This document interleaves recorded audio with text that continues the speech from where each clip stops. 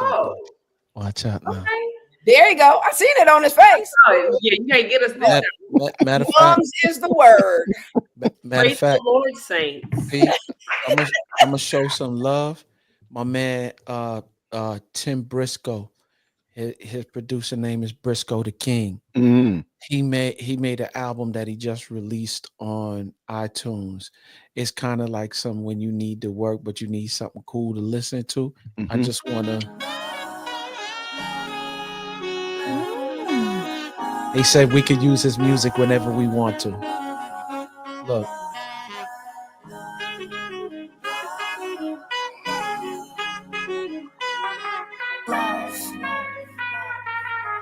Love is the answer.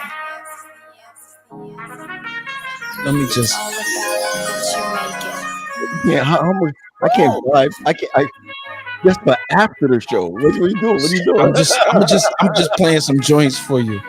Like, hold on.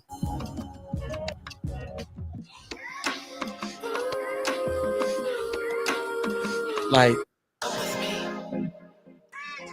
let me just forward it a little bit.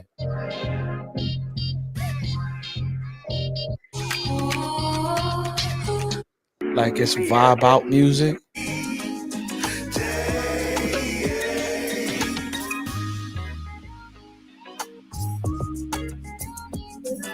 So for whatever we need, like I already be like, yo, I need you to.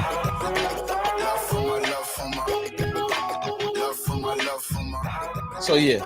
Shouts out to Tim Briscoe, Briscoe the King, and that's just 3 joints. He's got a whole yeah. Anyway, Where do you if get music? Huh? Where do you get his music? You can go to iTunes. It's under Briscoe the King. He just released the album. He started producing. I mean, he's a musician, but he actually started producing a couple of years ago. And he's like, you know what? I want to put an album together. I said, you should. And I totally forgot. He came back. He was like, yo, remember that conversation we had? I said, for sure. I said, he said, well, I want to show you something. And he sent me a link to the album. He said it's out on iTunes now. I said, my man. So we're not gonna get messed up for that. No, we're not gonna get messed up for it. Okay. You know what I'm saying? So we don't get banged. Like Facebook might do it, but it's just one of them things where we gotta, and then I'll just have him on the back and say that Unscripted has, you know what I'm saying? So let him rock. Sounds good. That's lovely. I'm serious. That's lovely. I wanted to introduce y'all to. I want to introduce y'all to my weekend. Oh yeah, praise God. I was looking for Sade this weekend, didn't find her. Okay. I was in Huntsville. Mm-hmm. Leah, wasn't your daughter there, Leah? Huh? No. I saw something that you posted about VOT or something like that. No, that was one of my youth that was in my youth choir, right, years ago. And so it just thrilled my heart to see her up there just singing. She took back all that good work. I I was looking, and please don't get upset at me, but the person you posted was very light. So I thought, my.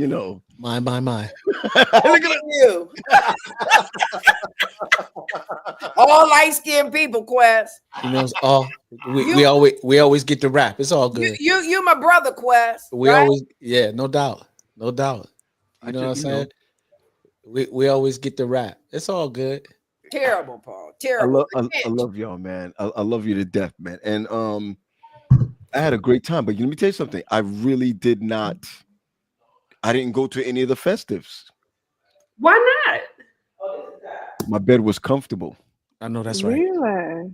Yeah. Is that the season of life we in now? I don't know. I got to admit, man, and some of the things that I've been talking to people about while I was there, and I'm going to be straight with y'all, was that this thing doesn't happen next year on Easter. So there has been so many conversations about how it needs to change to a historically homecoming weekend. Fall. It is going to fall. Columbus Day. That's not Columbus Day. We need to do it on Columbus Day because that's not our. That's not our holiday. You know that ain't. The other thing is though, it impedes so many people. If you are active in your church, if you are a pastor, if you have anything that where you are committed to a ministry in your church and you went to Oakwood, or even if you've never gone to Oakwood but you want to experience alumni weekend, you can't do it if it's Easter weekend. Can't. Now y'all know good and doggone well that that is not gonna happen because folk can't come in their summertime. You know what I'm saying? Do That's it in too the fall. bad. It could be such an amazing experience. You could still have like there's so many other things we could do because it's Mm-hmm. so hot outside. Don't nobody want to be outside. Mm-hmm. So you could do other things on campus that could just. I mean, we've had the discussion multiple times of how it needs to change. Mm-hmm. Yeah, I'm. I just want to see something different. But I'm gonna say this to y'all right now. There's been a couple of conversations that took place based on this role playing thing, that whether it's Christian or not. Oh, really? Yeah, I need to work on my facial expressions. Say it I'm, again because my facial expressions I definitely. need you to say it again too, because I didn't quite. Yeah. there's been some question on whether. Look at. Okay, you're happy now. Look, you may have to sit in the green room too long, Auntie. Not anymore. I don't know what's going on, but What's good, TP? nothing, man. What's going on? Man, I saw shoot. you on that sermon. I thought you was gonna wear some roots that day. Hey, bruh. Hey, let me tell you something. I started to get to them on what's the name on Saturday, but I said, hold up, they're gonna get it this week. I got a little. Don't worry, I'll be able to send you some pics this week. Yeah, I want to well, see you rocking that. Come on, come on, well, come on. I got some questions. Yeah. You started this, Armina, the last time we were together on this Yeah. role playing thing. I just want to know. I mean, is that impeding our Christian walk? Because for me, I want to be a. Let me. Yeah. What is happening? So now you direct your planes? I I'm want. sorry. What did you say? I want. I You want. direct your planes Oh. now?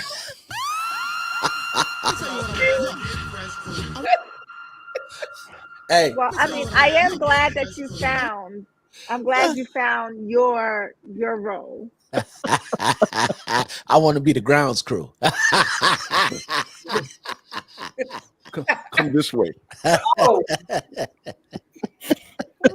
think the better question is That is hilarious. what makes it non-Christian, I guess is my wondering. That's the part I want to know. Well, I mean, when we were talking about it, I want to be very clear that we were talking about husband and wives. Yeah. Yeah. All right. You know, but I mean, I think sometimes though, let's just be honest, we have some people in our audience that are not married, but they're sexually active. But Right. that particular conversation was geared towards being married. Now, the question though is not necessarily the role play, but there are lots of controversy around what can be done in the bedroom. I think that we have a crazy mindset behind what is. How do they call it again, Terry? When they say, Real quick, Pete. There's an echo somewhere. We need to fix it. um, That might be me. Hold on. Okay. How about now? Better yeah, Okay. Yeah. what is called when the marriage bed is undefiled. Oh. undefiled, yes. All right, Yeah. undefiled. I mean, I wonder to that what that really, honestly, right? What does that really mean? And I think that Yes. we need to begin thinking about what does that really mean. I'm just saying. Before we begin, hold on. Before we begin, I think I just found something, y'all. I found it. Oh, I found it. Hold on. Let me get rid of y'all for a second. You Get found out that it. year. Get out that year. He's in Jamaican. Get out that year. Get out of here. Get get out Get that out year. of here. Where will I? Come out here. Come. Yeah. Move. Hold on. Yep. Yep. Yep. Make it happen, Captain. Oh, I think I got it, man. I think I got it. Come I'm gonna on. be so excited. I'm excited. I can't even press these buttons. I'm so excited. Yeah.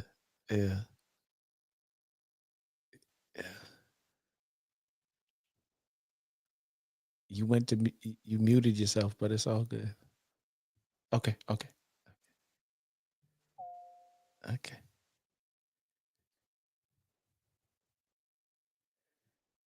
Look.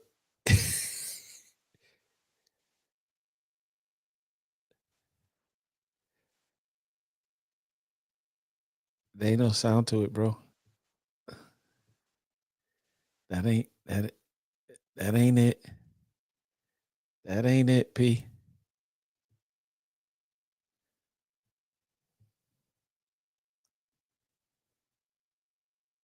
That ain't it. That ain't the one. Where's the one I sent you?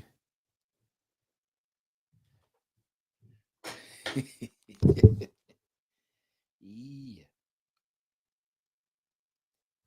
You know you still muted, right?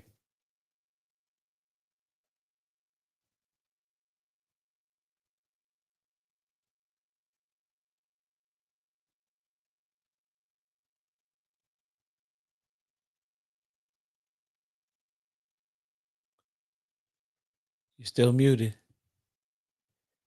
Yeah, I can't. Nobody can hear you. Nope. You are muted. Can you hear me now? Yes, I can hear you now. Yeah, but that's not what I'm looking for. Hold Yeah. on. Hold on. So what was the thing that you sent? I sent it to you. I sent it to you in your text. I thought I got it. It's in your text. I just want you to know it's in your text. Yeah, but the text can't help me. We're here. All right, you know what? I'm sorry, y'all. No, you just get it ready for next week. That's all.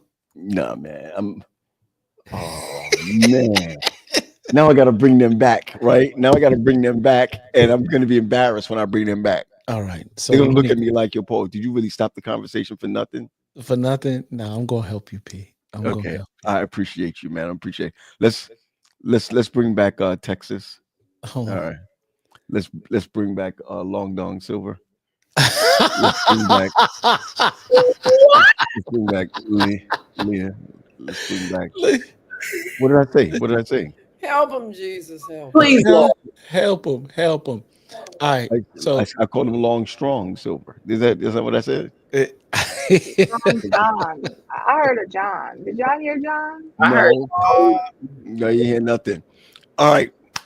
So all right. So you see that I just gave you right there? Yeah.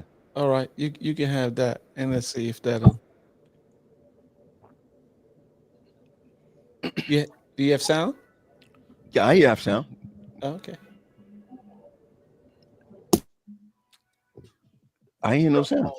What happens when you bring a pastor, a marriage coach, an educator, and 3 clinicians all together on one platform with no script, no pre-planned questions, with just one goal? To have real, raw, relevant conversations that bridge the gap between mental health and wellness, marriage and relationships, including those who are single, who are seriously pursuing love. We dive deep into the struggles, the healing, the growth, and the wins that come from building healthy relationships, starting especially with the one you have with yourself. Like I always tell couples, you're not the problem, your spouse is not the problem is the problem. Every episode begins with an unscripted question, and where the conversation goes, nobody knows. I'm telling you right now, even we don't know. Oh, I'm sorry. What? I mean, You can't get mad when they wrong. But one thing's for sure, you're about to get truth, transparency, and transformation. Hey, listen, you know what I learned from a client? Me and her husband used to create these characters, and they would like meet up at a hotel somewhere. They were married, but this is how they spiced up their marriage. Talking about role playing? I got a question for you. I want everybody to answer it. What would your role be? I see Terry in the Terry's in the green room. I'm not gonna let him off the hook. Hey Terry, how you doing? Question. You know, I heard that whole conversation, right?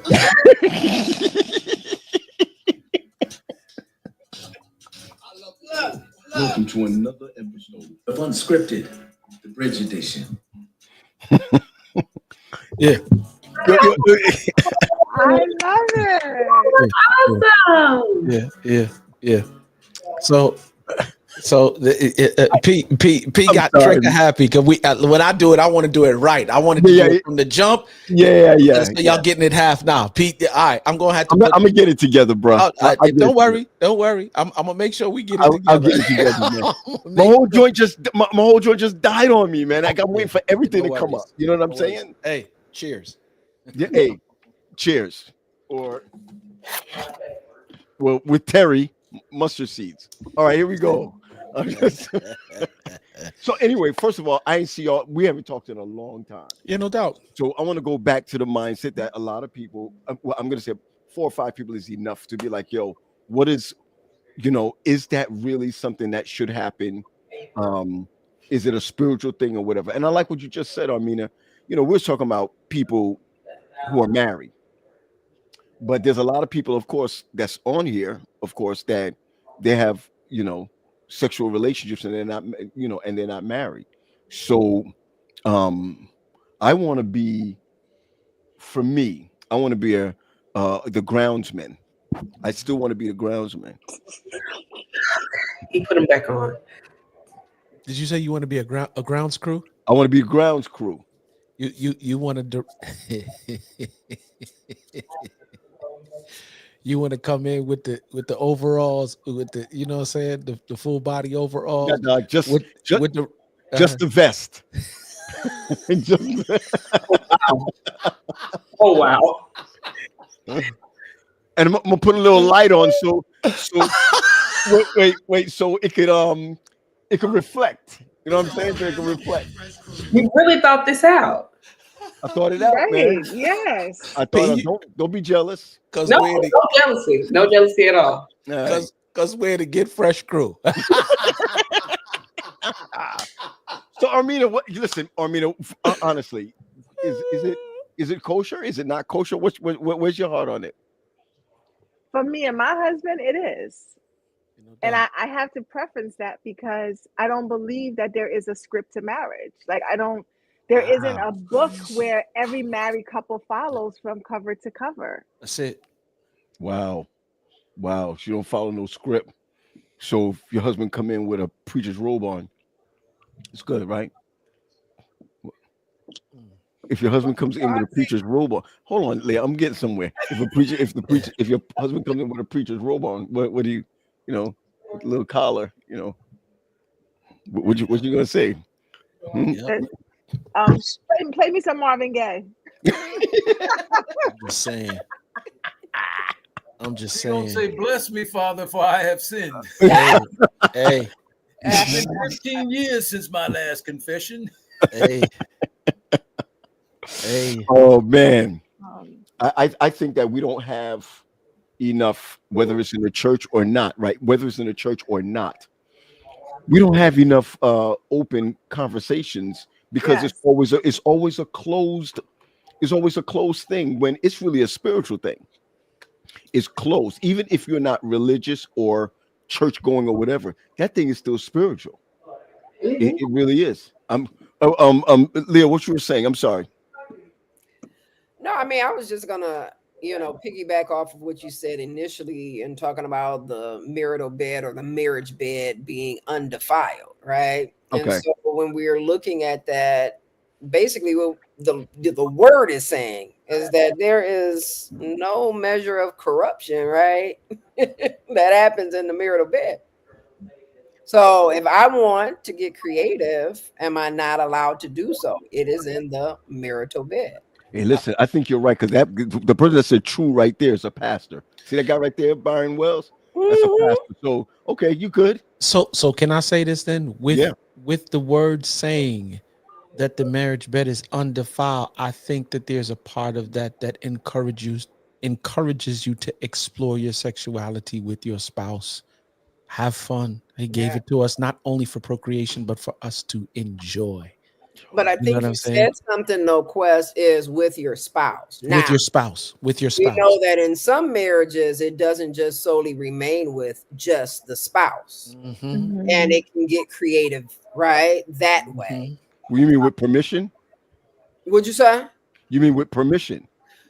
I mean, again, it is only with the spouse that the marriage occurs. It doesn't occur with the spouse and outside partners. That's right. Even if an individual decides that they may want to bring someone into the marriage, then that no longer is solely about that marital union.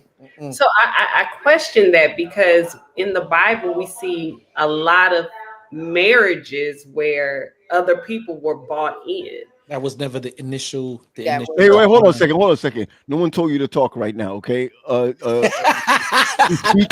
She's speaking. Okay, let her finish her thought. Go ahead, my sister. So what I'm saying is, if we look at Abraham and Sarah, right? If we look at Jacob, Rachel, and Leah, if we look at just in that time, I think the only marriage, and I could be absolutely wrong, where I see one husband, one wife, is Adam and Eve. Job and his wife, I'll give them that one. Solomon, David, like, I think. Look at the what happened after they introduced other people into the marriage, though. Now, Yes. there were problems, right? Mhm. But if you look at Adam and Eve, they're not a good blueprint either. So Yeah, but when you mentioned, the situation with Abraham, Sarah, I can't remember which one she was at that particular time before her name got changed. I think it was Sarah, right? The reality is that they weren't in the bed together. I'm talking about the marital bed, Okay. right? And the activities that occur therein. She allowed for her husband to go out there and get somebody else because she felt inadequate, right? So that's a whole nother issue. But as Quest was saying, when the rubber met the road, he had mad issues trying to make certain that his wife was, happy. Right. And when wife got unhappy, he said, do whatever you want to with Hagar. I don't even care because she ain't mean nothing to me, right? Right. So now you got another woman in your situation that's getting used up, but you got a baby by him at the same time, right? So you'll never get rid of the side piece. Right. Right. Because the rubber should have met the road. Oh, the rubber should have been on. But then it would have, Right. it would've produced. But you know what, though? It's a testament to what happens when you don't trust God in relationship. That's true. Yeah. If you look at every situation where there were side pieces or whatever we want to call them in terms of our biblical representations or examples, everybody did what they did because they didn't trust God's word. That's it. He said it like for real. When stuff don't show up in the time frame you think it should show up or happen the way you think it should happen, man, I'm dealing with some family stuff right now, and a lot of our young people are paying the price right now. Why? Because they don't trust God. You trust God in so many. All right, you have belief for God, but you don't believe God. Because see, when you believe God, it requires a movement on your behalf, whether it be obedience or moving in a particular time and space. And when it comes to this thing called love and relationship, you don't trust them for it. So you take matters into your own hands, and then you don't get the blessing that you're supposed to get from relationship. But yeah, that's a. But can I say this, though? Well, Can I say, go ahead. Go ahead, Armina, and then come back. let me put a note. The crazy part is that we don't read that whole scripture. Woo! Because if you kept going past undefiled, like that would answer the questions most of us have. Go ahead. Because it talks about the whoremonger and the adulterers. Like, so that's that. And it's not funny, but it's my little dry humor. So just don't be on the bed. Use other spaces in the house. Girl, Armina, I'm learning something about you tonight. that's my girl. I'm learning something. You with Dougie Fresh. We the Get Fresh crew. Listen, they just wait. Hold on. Do y'all hear that? Yeah. They just erased my name off the book. Lord Jesus. No. This is what Pastor Wells makes this comment. Believe in God and believing in God may not be the same thing. I love that. I love that. Oh, shoot. My question to Quest was, in some people's lives, and this, I promise you, I love the Lord. Let me preface this. I love the Lord. I believe in God. We know what's coming. Go ahead. But Has God shown himself trustworthy to everybody? I believe he has.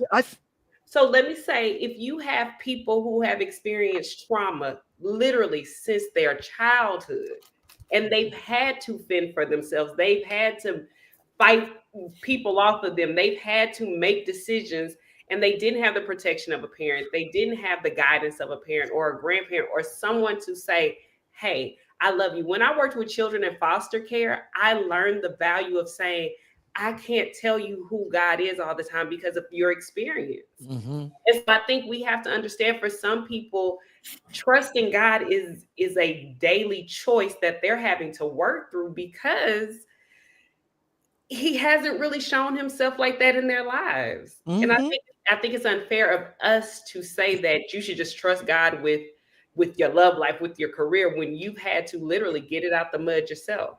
Well, here's the funny thing about it. For those of us who are believers, right, and you know that trusting God is not an overnight process, right? Because I'm with you 100%, Sade. Like, for real, some of us have experienced some things, but it's a journey, it's a walk, right? And what you definitely don't want to do is take a side road off the path. Stay on the journey. Right. And a lot of us are taking side roads and stuff because we got, you know what I'm saying? Like, please, whatever you do, don't get off the path. Let me interrupt you for a second, Quest. Yeah. This is very hypothetical. Very, very hypothetical. Yeah. So Faith comes to you. And Faith says, you guys sat down, you say you watched Bridgerton together, right? Okay. She sees a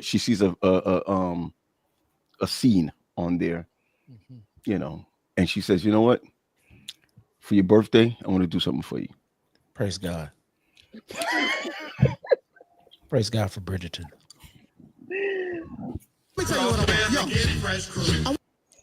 So she says, hey,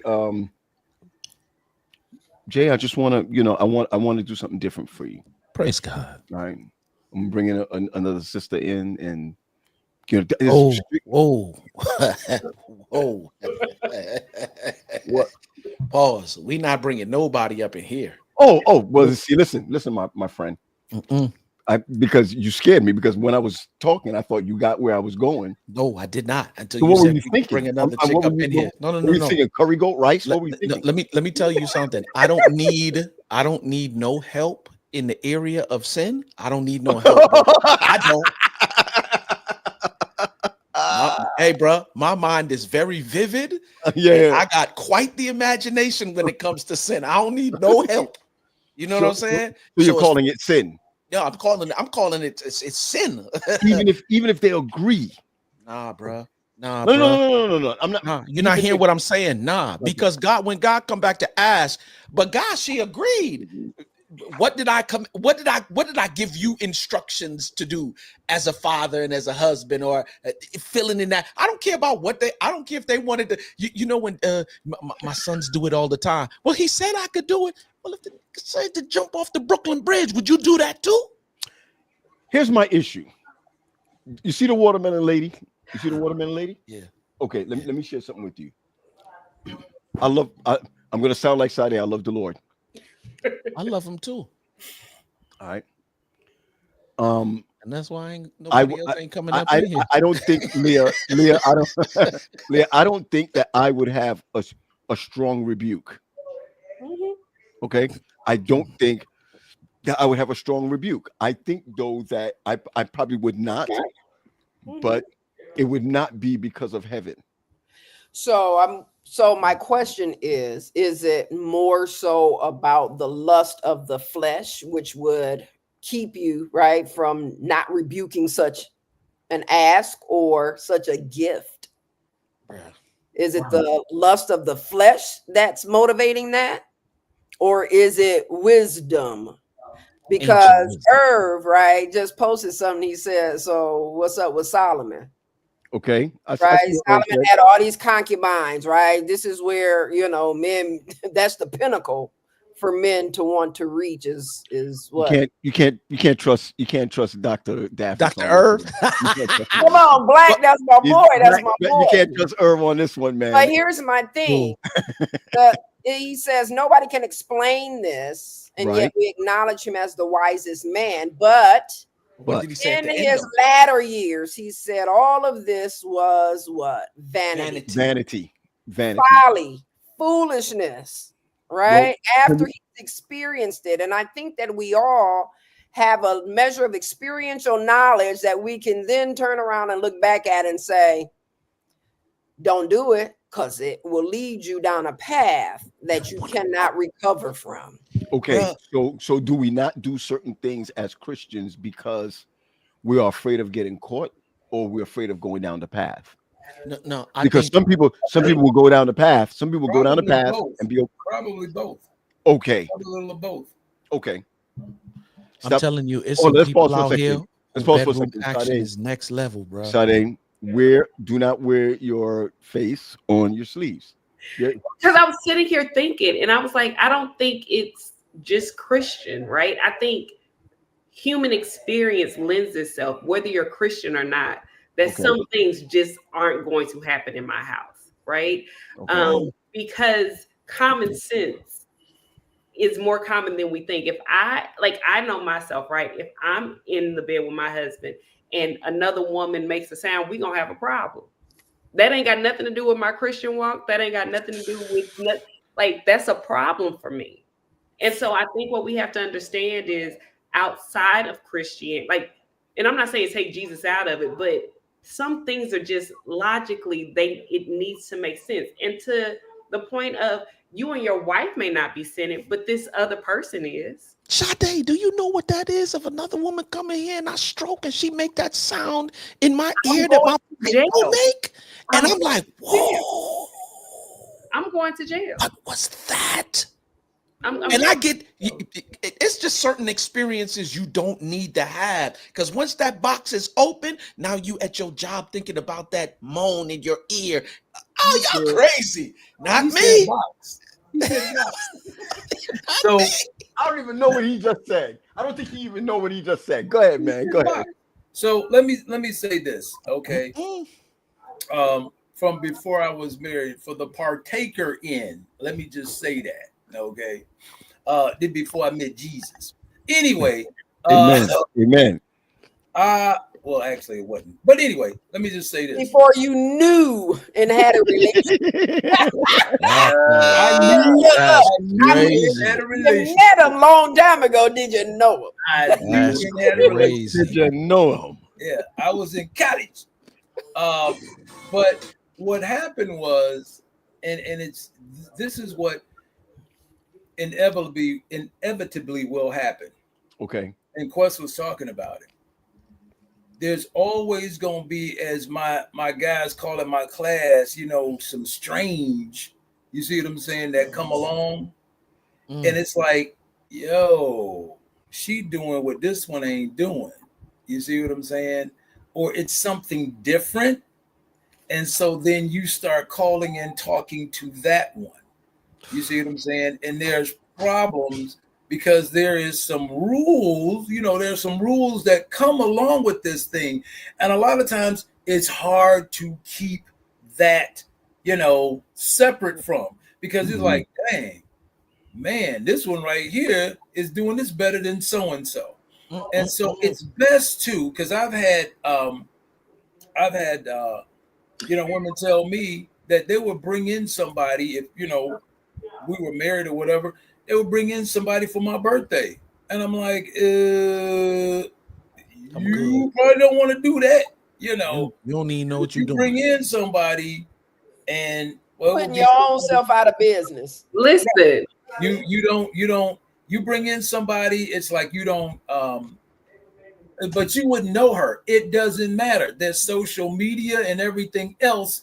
You run into and then next thing you know, your stuff is messed up at home because you chose to bring somebody in.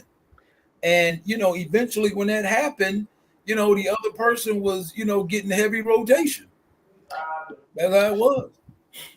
And I think the other thing is a lot of what I've seen is that there are couples who, when they're already in a vulnerable place, they introduce this idea to kind of, in their mind, bring them closer together, right? We're struggling. There's a disconnect between us. Maybe we need to spice it up a little bit and bring a third party in. I just think for me in my house, whenever that house is established, that's something that, if that's a desire of yours, I'm not the person for you. Okay. That means there's probably a I'm just saying there's probably a conversation then that happens. I would pray not, but yeah, like, I mean, like, if that's something that you're into, like, I hope that that's not the desire of my husband. Like, he's not trying to do this at this ripe age. But I also have to understand that that is a conversation. Like, what is it that you're into? What have you experienced? What are you trying to go through, and all of those things? Because I don't want us to be in the position to where that could even come up. Sorry, I'm not on Do Not Disturb. But I just think it's crazy I think it's selfish in some parts to expect someone else to come in and that your spouse not be intrigued to know more. Okay. But can I add something though, Paul? Okay. Yeah, go ahead. And it goes a little bit back to what Sade was saying about like common sense and logically doing certain things. What happens though when an individual changes over time? Because in a marriage, and even before the marriage, right? While you're dating, a lot of times you get all the right answers. And people know how to not disclose certain things until you get very comfortable into the relationship. And then you start to, over time, feeling like you can start to peel back some of those layers of your life. Mm-hmm. I know of an individual, will not, share and or disclose, but I know of an individual who was married for a let's say decades, had no clue, no knowledge that the individual in which, this person was married to enjoyed cross-dressing. Wow. And wanted to do that, right? We're talking about role playing and all of these things, right? Wanted to do that on a regular. Now, years and years and years down the road, never was a conversation, never was disclosed. How do you then manage a person and a change in sexuality over time? Stay thirsty, my friends. Because it happens. I believe you're absolutely correct. I mean, as you were saying just even earlier, Sade, when you're not having the conversation, and then when you get married and this happens, or I'm just saying, and if you're dating for years and then this happens, it can definitely throw folk off. It can throw folk off to the point where I think, again, as Christians, we don't even have the conversations. So we end up getting married thinking that everything is spiritual, but how can two walk together and not agree? And two walking together and not agree is not having to do with whether you believe in the Sabbath or not, or so and so, whatever. You could be unequally yoked even in the bed. Oh, you understand where I'm coming from? They agreed in the beginning, the scenario that I just gave you, they were in full agreement.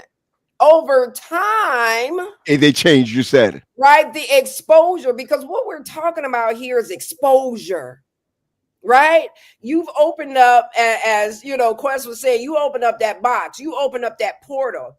When you start to explore other things just to spice up, you don't know whether or not you have a propensity to want to remain in this particular walk of life. Leah, and that's it. Some people don't know their family history, and you have no idea what you predisposed to. And so it can be along the lines of, right, we talk about people have a genetic predisposition to alcoholism, other types of drugs, whatever. The same can be if you open up to a certain type of sexual, right, encounter. So let me say this, right? Growing up and even now to this very day, I'm a dude. I'm the island is very rich in the kid. I love cornmeal porridge. I don't care what nobody say. But yo, I'm all day, every day. If I could have it every day of the week, I'd eat it every day of the week. I love cornmeal porridge, and it's thick, right? And so you have cinnamon, you have nutmeg, you have what you call it, cloves or whatever, it bay leaf. Sometimes like my mom used to put in it, right? And sometimes you dip the spoon in and take it back out and taste it, and you be like, it needs a little something else. But here's the funny thing, everything that you needed in the amount you needed, you already put in there. So all you got to do is stir it, because cornmeal porridge is something that you got to stir. With some of us, you have everything that you need, you just haven't stirred the marriage. And what I'm saying is, sometimes when you start exposing all of that other stuff that don't need to be in there, it's going to ruin the taste, it's going to ruin the flavor, and it might make you sick. But when you said the exposure, I think about how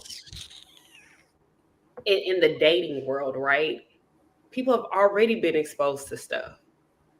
And you're asking somebody who, at my ripe age, who's lived life, to come together and say, let's do this, just you and I think the conversation even has to be like, historically, what has been your experience? Right? And I think the tough conversation, the real tough conversation for women, especially Black women, to have with Black men is, have you ever been raped? Have you ever been molested? Have you ever been abused? Because that can show up in my marriage. And that's it will. And that's a question, like, women don't have a problem saying, yeah, this was my experience. This is my life. This is what happened. But to give a man the safe place to say, I was touched and I hate that I liked it, but it happened. Like, how do you think that's going to present itself sexually? When we're if you don't have a safe place for them to share that, then they're not going to share. Right. And we're going to act out. And that's why I said I would pray that in a dating situation, or whomever I'm with, if I open that question up, that I've created that safe place. But now he's having to think about things he's probably never thought about since then. You know what I'm hearing, Sade, as you say that too? I'm just thinking like, yo, if you're not in a place where you're ready to have that type of conversation, then you probably shouldn't be dating to move to a serious relationship. Absolutely. But what if the other person don't feel, Quest, that they can have that conversation? What if somebody's not open enough to have that conversation? Well, then we shouldn't even be doing what we're doing right now. Because here's the funny thing: if we progress through all of this and get to the place of serious relationship, let me tell you something. You know how many couples I know who moving in a particular direction? Let me not say particular. They're moving towards marriage, and there's some stuff that they need to work through. And I've had to tell couples, let me tell you something. You might want to postpone this. And they're like, well, we paid for this and we paid for that. Do you know what you're going to pay on the back end? As a result, if you don't, sure, you lose a couple grand, but what you going to pay on the back? You know how much divorces cost now? Yeah. And that's without kids. Mediator.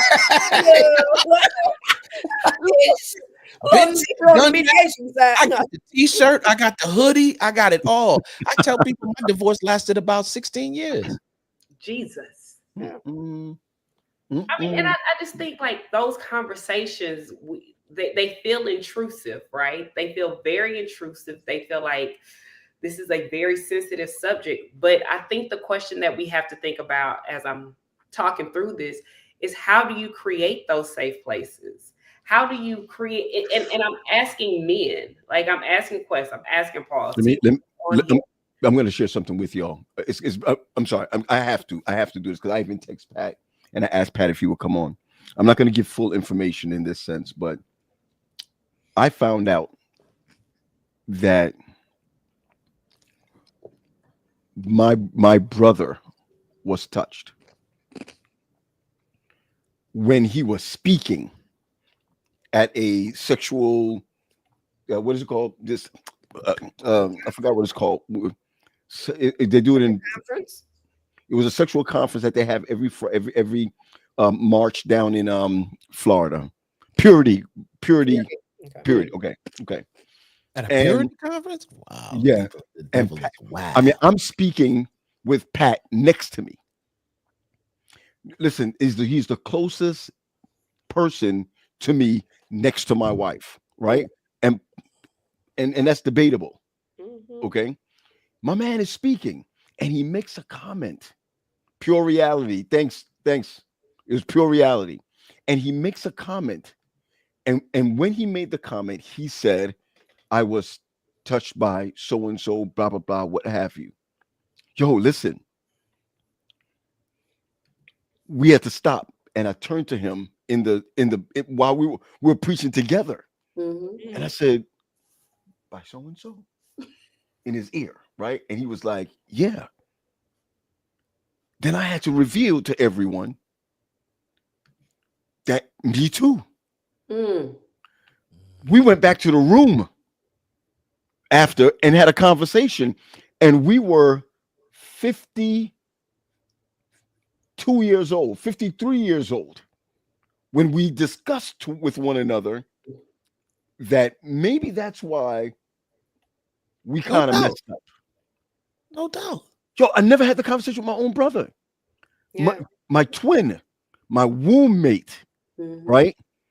Much less than when I even had that conversation with Wendy, because Right. I never had the conversation with Wendy.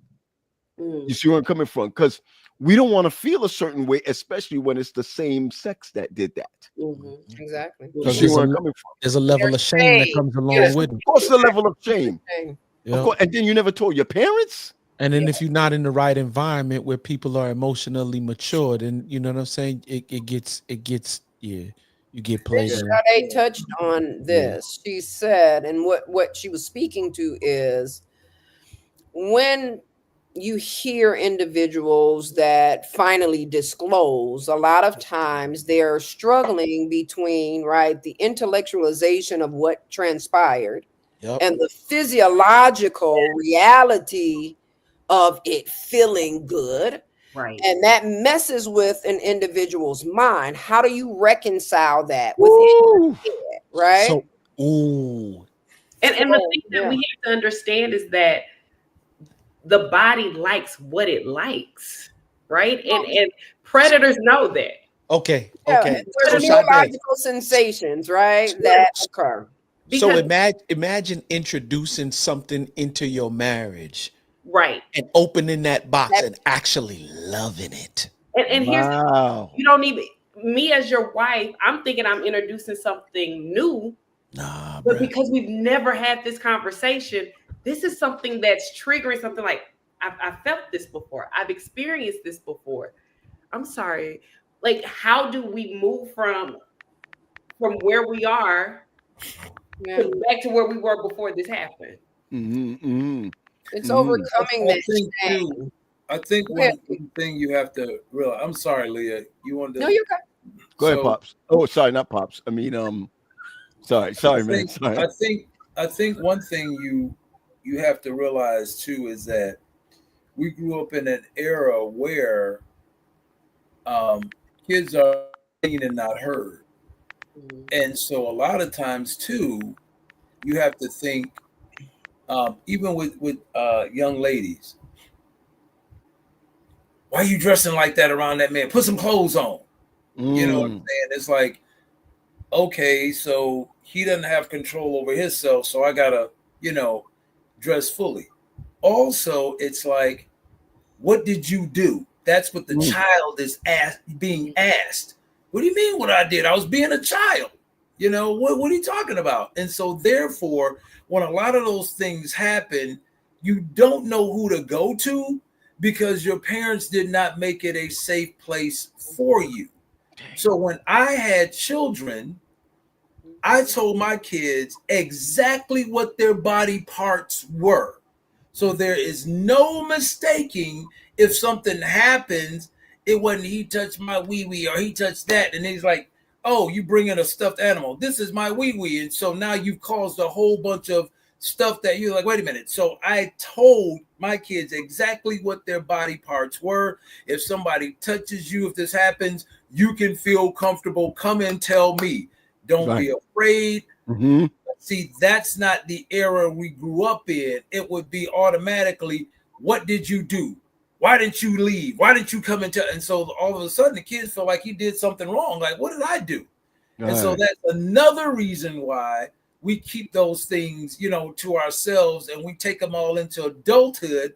And then you get into a marriage and you start acting out, and they don't understand. Your spouse doesn't understand, well, what the heck is going on? Because it could be some things that you want to try and you want to do that was done to you. You know, you're not open to certain things because of what has been done to you. And so you just figure, I'm gonna go do this and then I'm gonna be done. I don't want a whole lot of, and so that PTSD starts to kick in.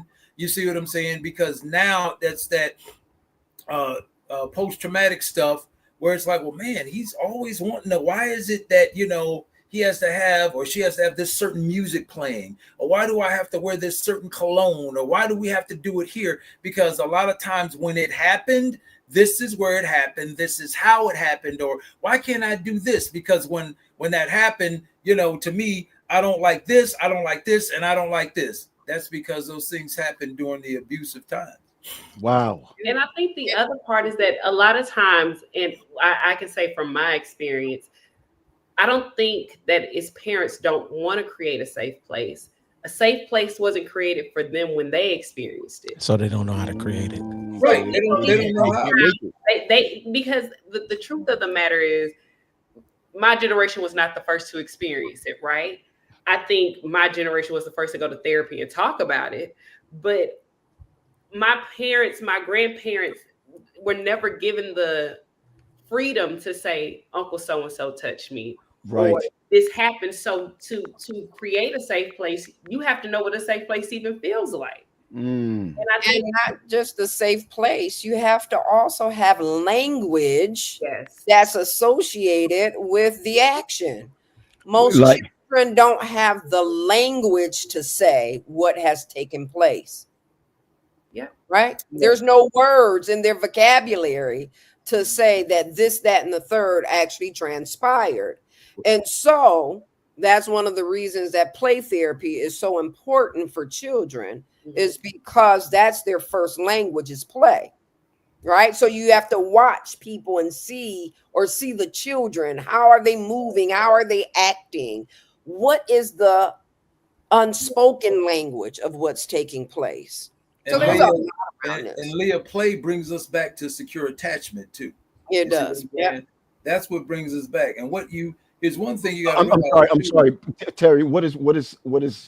I'm not going to gloss over that. What is that? What do you mean by that? What's secure attachment? Yeah. What is that? Attachment. Secure attachment is where, you know, it happens really in the maternal, you know, process when a child is born.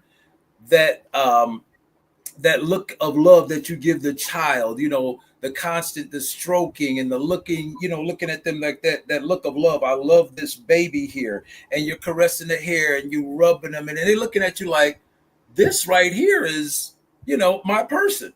This is my person. And so anytime we have secure attachment issues, it's based on a survival instinct. You see what I'm saying? It's like we're trying to survive when there's some stuff there. It's not. And secure attachment is one way to get, or play is one way to get us back, because we play too much. We work too hard. We never sit down and have a good time and just go outside and run around. That brings us back. Those are one of the ways we can't, our parents can't help the template they were given. You see what I'm saying? But once they realize, okay, I've made some mistakes, there is a way to get that secure attachment back. Yeah. Can we have that in marriage? Can we have that in relationships? Absolutely. Of course we can. So you know what the basis is of secure attachment is food. That is a big one, right? Like the baby is sucking on the breast. That's food. That's attachment. That's why whenever you see family gatherings, right, tends to be centered on food, those things build attachment where there's a breach. I mean to cut you off, T. I'm sorry. No. Wow. And the way to get, you know, a couple of ways to get that secure attachment back is when you come home, 20, 30 seconds. I'm hugging my spouse. That right there, co-regulating. I've been in traffic. I've been working all day. I just need 20, 30 seconds to co-regulate. I don't want to hear anything bad. I don't want to see anything bad. Let's just hold each other for this 20 to 30 seconds. You see what I'm saying? That look of love you give them, like when y'all at a function and you look at them across the room like, man, I really, really love this person. You looking at them, y'all looking at each other like, wow, wow. And then again, play. You see what I'm saying? Let's get out here and play. Let's do some things. You see what I'm saying? Those things bring back that secure attachment. You know, can I ask a question, Terry? Please. Right now. Let me ask Sure. a question, and anybody can answer this. I'm going back to my, I'm learning. Okay, I'm learning, and I'm loving what I'm hearing.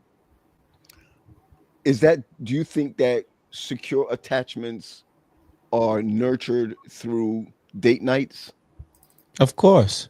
All day. But before we jump into that, though, I feel it necessary to be careful, or to say, or urge, like a warning, right?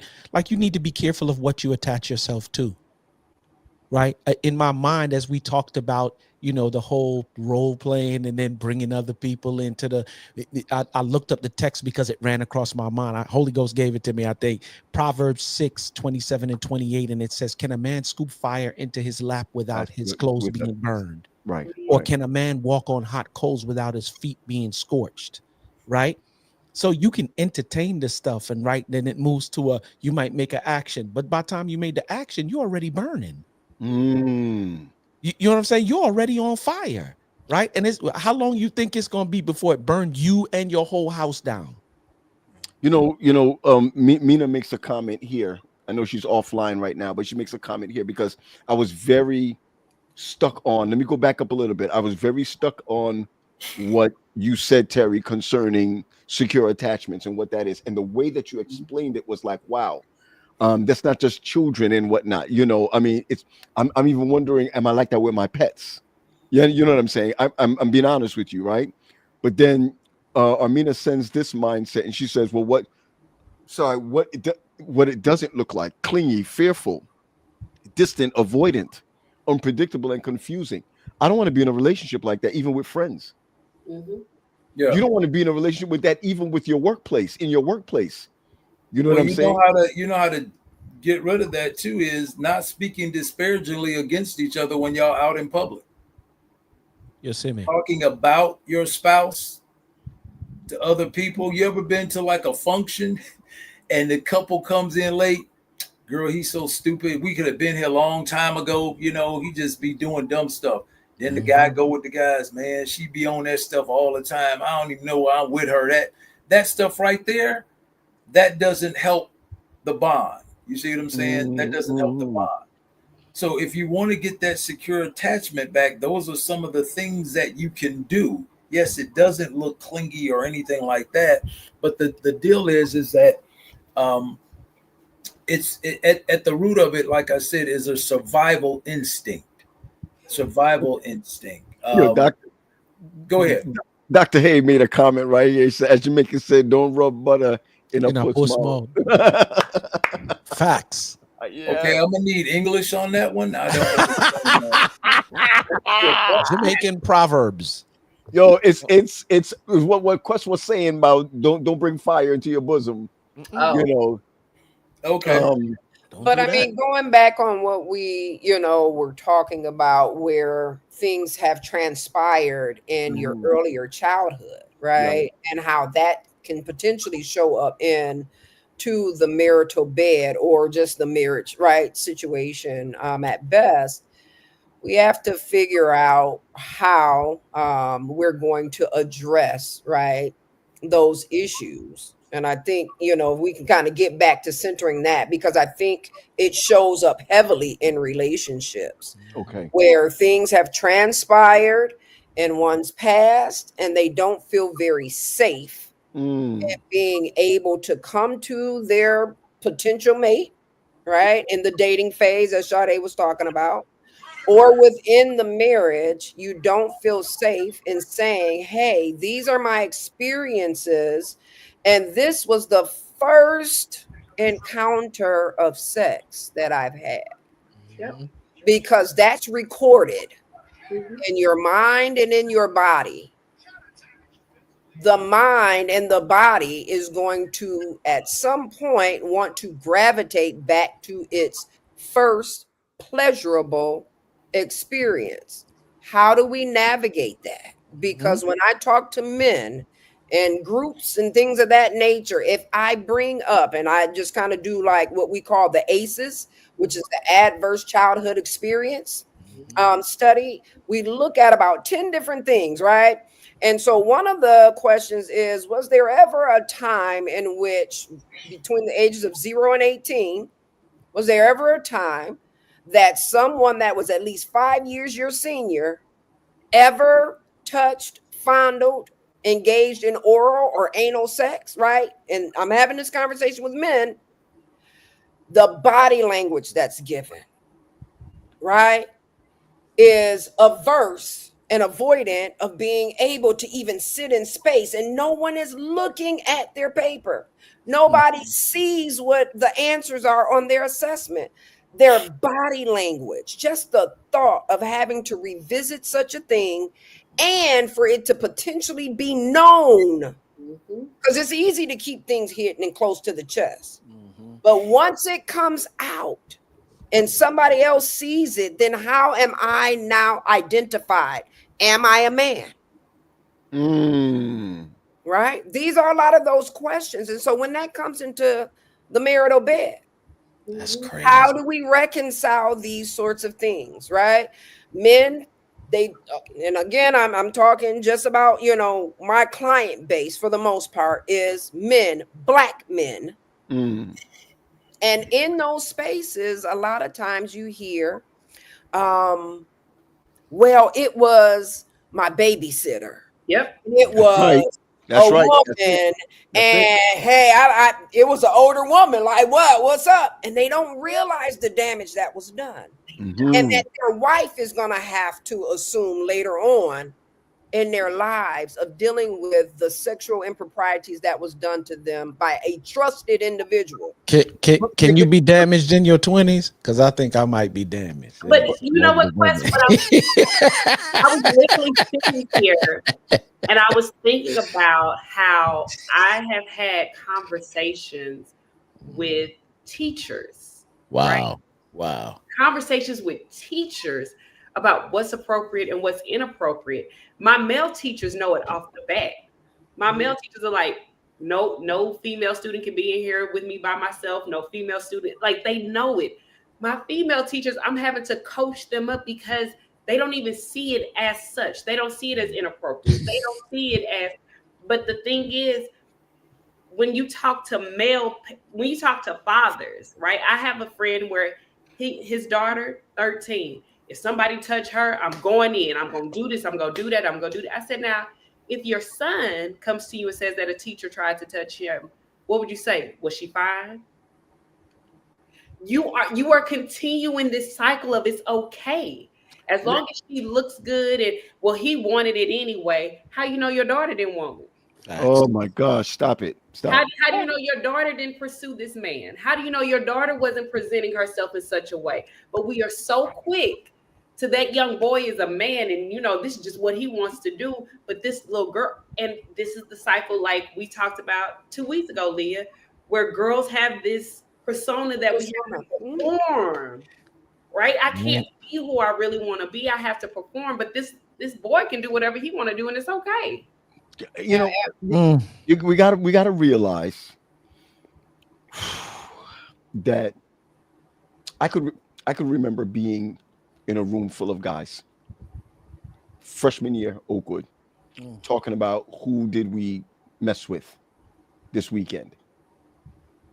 Lord, and it was like a badge of honor. It was to talk about who you kissed, who you messed around, who you touched. Yeah. Okay. And I'm gonna go as far as to say this, right? Because it was so childish that it wasn't even about having sex. Is where did you put your hands? Oh, you understand where I'm coming from? Okay. We want names. No, I'm just kidding. I need receipts. I need receipts. And one of the things that hit me We is don't believe ya. it is not a badge of, it is not a badge of honor to lose out. It's not a badge of honor to walk away from that. Maybe when it comes to the opposite sex, to the same sex, right? Then it's like, yo, chill, even if there's no big deal with other individuals. But what I'm saying is that when it's a woman, when you're entrusted, listen, family, when you're entrusted, when your family entrusts you to a 16 and 17-year-old girl, and you're 7, and you tell your uncles, and your uncles are like, my man, then it becomes a norm that it's okay. Then I expect for, in all of my relationships, that what this 16, 17-year-old girl did, that this 13-year-old young lady's not ready for, or whatever, I'm imposing what I've learned up here to here, when that was abuse. Right. Exactly. Okay. So I don't see it as abuse anymore. I see it now as a badge of honor. You see where I'm coming from? And this is, again, when we talk about role play, when we talk about is the marriage bed undefiled, when we talk about this, that, and the other, and I'm just gonna share this with you, like my dating life. When you talk to someone and they say during sex, I want to be hurt. Ooh, that's some wild stuff. No, I want to be hurt. I mean, you hear that. I want to be hurt. I want you to do this to me. I want you to do that to me. And if I say, listen, y'all, if I say, I'm not doing that, then the pressure is not on my boys. The pressure is she goes back and says, he ain't about nothing. Oh, you understand where I'm coming from? And I think that the way we are raised as men, as women in a sexual society, and now an exposed society, more conversations need to happen. We talked about it, and I'm sitting here contemplating, right? Like, in the dating scene, there are people who are married who aren't comfortable enough to have these conversations. Facts. Right. That's why I said, just by putting the topic out there on the floor, Right. It's a big deal. Much distress and discomfort in the body. Right. Let alone somebody having some one-on-one and looking me dead smack in my eye. But can I say this real quick too? This is the reason why my heart goes out to Sade, like people who are in your category right now of trying to find a potential mate, right? The dating scene, those who are single and seriously looking to be in relationship. I'm glad that we're having, I mean, Leah, you said it, just throwing the conversation out there. You need to be having these conversations. And if you're not, and if it's too uncomfortable to have them, then you shouldn't be doing relationship. There's some foundational stuff in terms of who you are. Once again, here's my favorite word, development. But here, Quest, this is what happens. And I'm going to just say it. I know everyone, and it's okay if you disagree. A lot of times what happens is the saviorist complex, right? So now you have an individual that you see is unable to have this conversation, and that long suffering savior comes up and says, it's okay, honey. I'm right here. I'm gonna be here, right? And so you begin to be mothered, and you begin to be nurtured, and you build this attachment to this individual that has a lot of trauma. And I think that the other thing is, a lot of people can talk about their trauma, although they haven't dealt with it. Those are two totally different things. This is what happened to me. This does not mean that you have sat and dealt with it. And that's why, Quest, when I brought it up at the beginning, God has not, in some people's lives, he's not shown himself trustworthy because they haven't done the work. Wow. They haven't sat with the therapist, said, you know what, this happened to me, and they haven't been challenged to say, well, find God somewhere in it. Like, how can you find God in this trauma, or how can you find God in this experience? And so I think when you do the work, right? Because I was a performer. I was whatever he wanted, however, whatever. And it's not even just sexual. It's if he wants to go here, we're going here. Because in my mind, that's what I had to do as a little girl. I had to perform.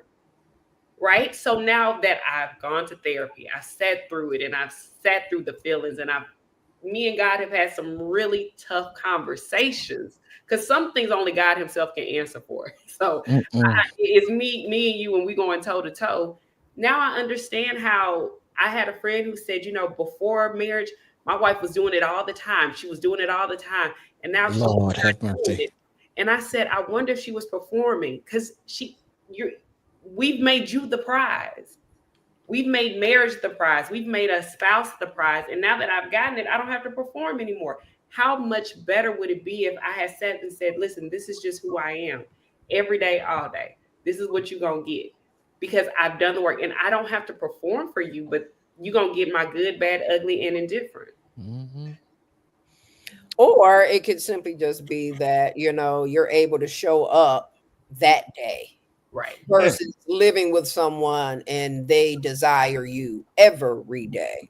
My. A big difference. My. I'm going to ask you this question. That's Yeah. Sadie, I'm going to ask you this question, and it's really not getting big. Do you feel that in your quest for marriage, do you have boundaries when it comes to? I'm just saying sexuality. Do you have boundaries? Yes. Okay. Yes. And I have boundaries, because what I've learned is that if I don't, it will spark insecurities. It will spark jealousy. It will spark frustration. Like all of these things that if I allow you to play too close to the fire, we're going to get burned. Okay. I'm going to Terry for a minute. Been married, the whole nine, family, the whole nine. Do you have, as a man, do you have boundaries, being single and what have you? Do you have boundaries? Yeah, you ain't gonna put nothing in my butt.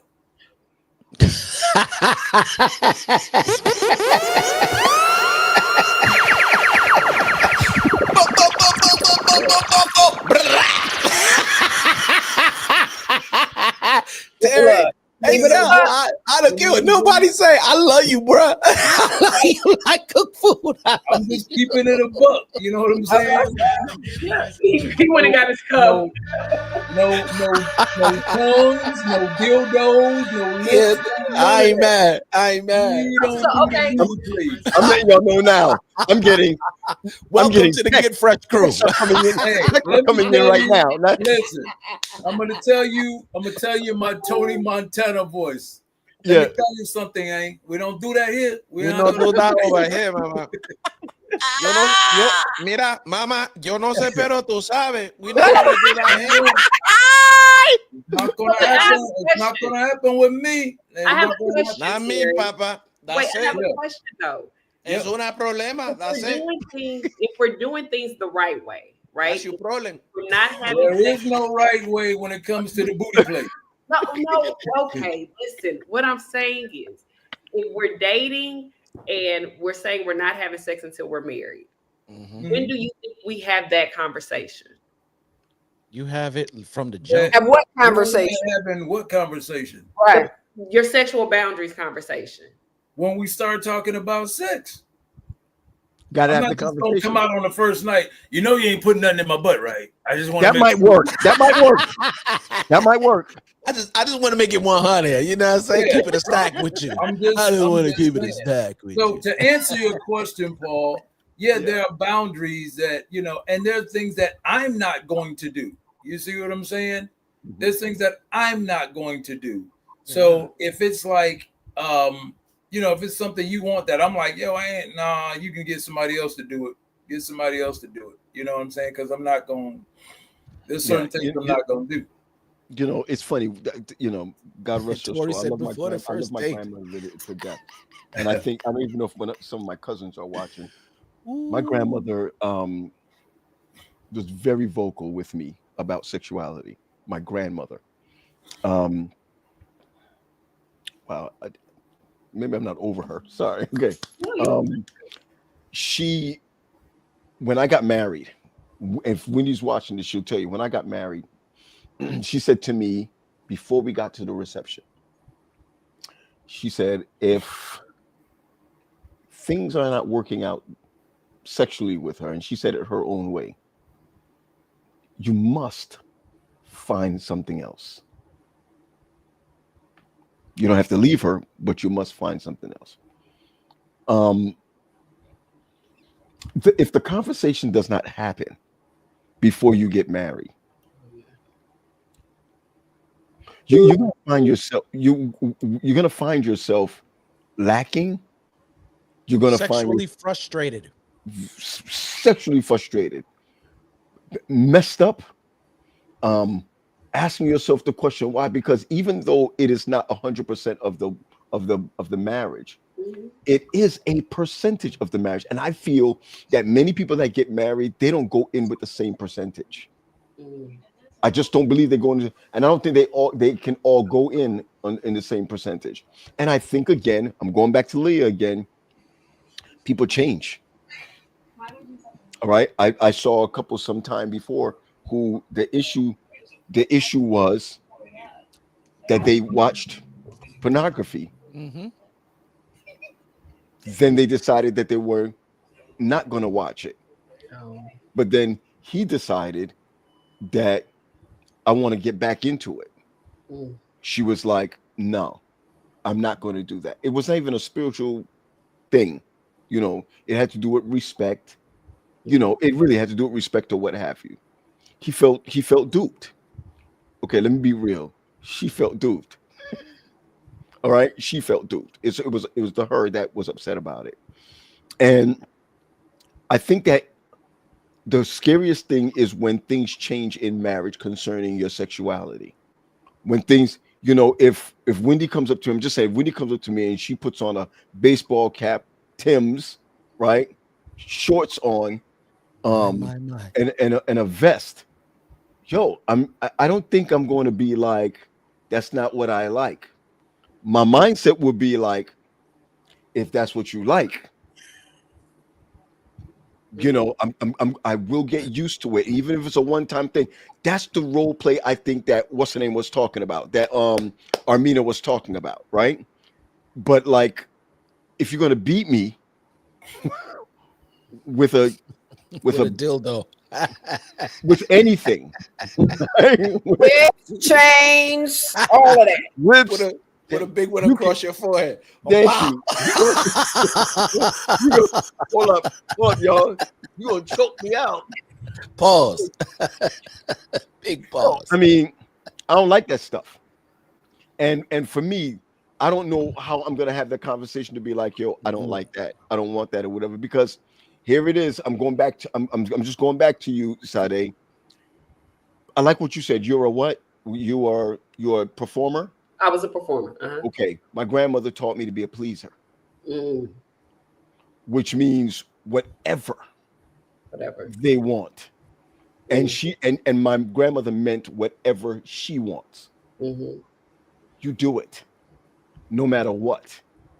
And this was her answer. And we can use this for another show. Listen to this. She said, because if she doesn't, you have every right to go out and do what you feel like doing unapologetically. Wow. Do you understand where I'm coming from? Wow. I just want to be clear. Yo, my grandmother was one who believed that if you're starving, you need to eat. She down with And double here's R. the thing, though. So, right, Rough this Rider. speaks to the framework, right? This is the framework that you have learned to operate from. Yep. We're talking about just whether or not you engage in a particular sexual act or not. Right. We need to ask questions about the framework, right? Your belief system around this conversation of sex, Absolutely. right? Because that, to me, if I heard that, I'd have had to let you go early on. They were already Because married. the reality Here's the funny is, thing about it. You know it's serious because when you spoke about it, you got So It was like, here, oh, but I'm here's pulling myself like, up. I while ain't over here just yet, so I know that the connection is close. It So was tight. It was just tight. saying. Terry, Just before I saying. let you go ahead, Terry, my mom, I'm giving you an example again, right? My mom did not like me with a young lady, dated her for years, right? As a pastor, she was not Adventist. Y'all missed that. I was a pastor. She was not Adventist. I'm just put it out there like that. Yep. And my mother got to a place where she said, I don't even want her in the house because I don't appreciate. My mother had the nerve to call my grandmother. Hey, dude, I'm 23, 24. My mother called my grandmother and was like, yo, how she felt. She said how she felt. My grandmother called me. Remember, there's no cell phones. My grandmother called me and said to me, your mother is having a problem with who you're dating, right? She said, my house is free at any hour of the night to come here and lay down, relax, and so whatever with your girlfriend. Where was grandma when I was running wild? Right? I'm just playing. When I say to you, right? When I say to you that my grandmother and myself were so close. That's crazy. Right? I don't want to disrespect grandma. No, you could just Can I just say this? Sometimes we enable people. Yeah. I hear you. And I'm gonna leave it there. Sometimes we enable people right to do things that is to their detriment later on. Leah, when I went home, and she was the matriarch, so she had power. She was a matriarch. Now let me share something with you before I land a plane on my grandmother. Wow, that's wow, grandma. I recognize that my grandmother grew up Cheers. with too much. I'm going to share this with you. This is the whole pastorship mindset where me and her, now I understand, right? And I'm going to tell you because remember, Terry talked about this whole thing being a generation thing a couple of weeks ago, right? My grandmother was the rich little girl in the area or in the town there, where my grandmother wore shoes, wore ribbon in her hair. My grandfather had a, what do you call it again? A buggy, a horse and buggy. We're talking about Jamaica. She got pregnant early, right? Early. And she said she never asked to be an example. You understand where I'm coming from? She never asked to be an example. Everybody's talking, you could have done so. You're the eldest child. You so-and-so, whatever. She never asked to be that. The same way when listen, y'all, when I pastored at 23, and she would say to me, boy, you really messed yourself up this time, huh? You understand where I'm coming from? You never asked, right? You never asked for all of this to come upon you. So now you're going to live the rest of your life until you get married so if you want a secretive so-and-so, you have my house, because I know what it's like to do so-and-so. Yo, generations teach us wrong. Come on, y'all, right? And generation also teach us that I don't want my grandson to go through what I went through. Do you understand where I'm coming from? But this is the reason why, too, P, that it's important for us to understand legacy and understand what happens when we open up these boxes, and right, because a lot of us are let me tell you something. I come from a long line of Jamaican men. You know what I'm saying? Some fair-skinned cats whose mouth was sweet, like they open up their mouth and immediately like butter to puss mouth.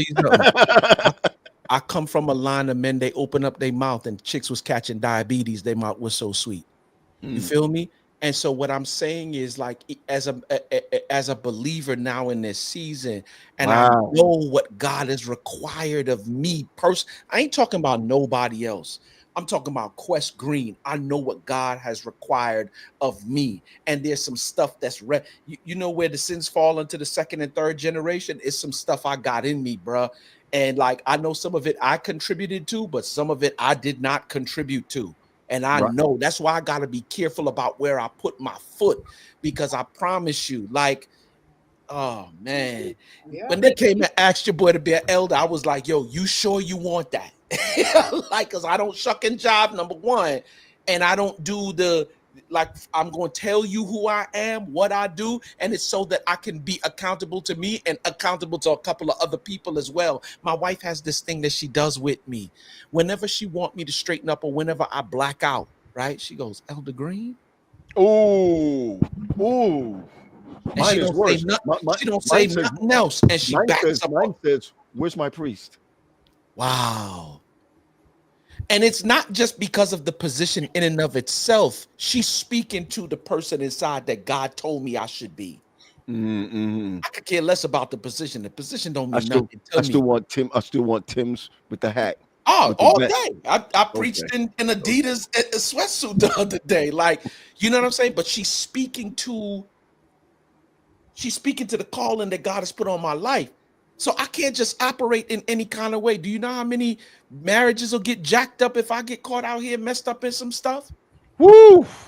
You know how many people gonna be jacked up because they're gonna be thinking, well, if he can't do it, what hope is there for me? You know what I'm saying?